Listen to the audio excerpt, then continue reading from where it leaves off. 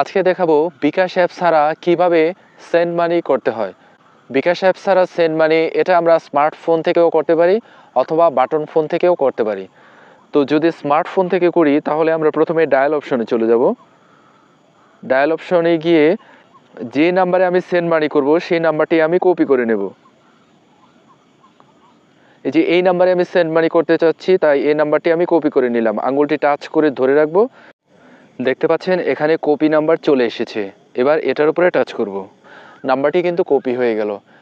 আর যদি আমি button phone থেকে করি তাহলে যে নাম্বারে আমি সেন্ড মানি করব সেটা আমি কাগজে কোনো এক জায়গায় লিখে নিব।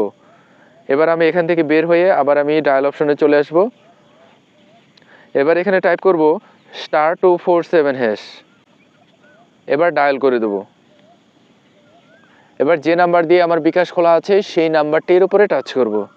তো রবি, এটা দিয়ে আমার বিকাশ খোলা আছে, এটার উপরে টাচ করলাম। এবার এক নম্বরে আছে সেন্ড মানি। তো যেহেতু এক নম্বরে সেন্ড মানি আছে, প্রথমে এই খালি বক্সটা আছে এটার মধ্যে টাচ করব। তারপরে এখানে 1 লিখে দেব, 1 লেখার পরে যে ডান দিকে সেন্ড অপশন আছে এটার মধ্যে টাচ করব। এবার যে নাম্বারটি আমি কপি করে রেখেছিলাম সেই নাম্বারটা এখানে পেস্ট করব। এই জন্য আঙুলটি টাচ করে ধরে রাখবো। এই যে উপরে দেখো পেস্টে লেখা আছে, এটার মধ্যে টাচ করব। তো কপি করে আনলে কিন্তু একটা বিষয় মাথায় রাখবে, এই যে মাঝখানে দেখো একটা চিহ্ন দেওয়া আছে, একটা হাইফেন চিহ্ন দেওয়া আছে। তো এটা কিন্তু কেটে দিতে হবে। তো এটা আমি কেটে দিলাম। এবার এই যে ডান দিকে সেন্ড অপশন আছে এটার মধ্যে টাচ করব।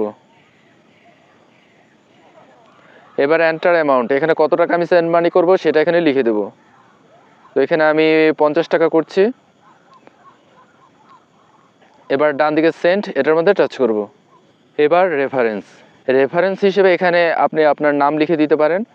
তো এখানে আমি নাম লিখে দিলাম। এবার ডান দিকে সেন্ড, এটার মধ্যে টাচ করব। এবার এখানে আমি পিন নাম্বার দেব। বিকাশের যে পিন নাম্বারটি আছে সেই পিন নাম্বারটি আমি এখানে টাইপ করব। পিন নাম্বারটি দেওয়ার পর এই যে ডান দিকে সেন্ড লেখা আছে এটার মধ্যে টাচ করব। দেখতে পাচ্ছেন খুব সহজেই কিন্তু সেন্ড মানি হয়ে গেল। আজকের মতো এই পর্যন্ত। পরবর্তী ভিডিও পেতে চ্যানেলটি সাবস্ক্রাইব করে পাশে থাকা বেল আইকনটি বাজিয়ে দেওয়ার অনুরোধ রইল। ধন্যবাদ।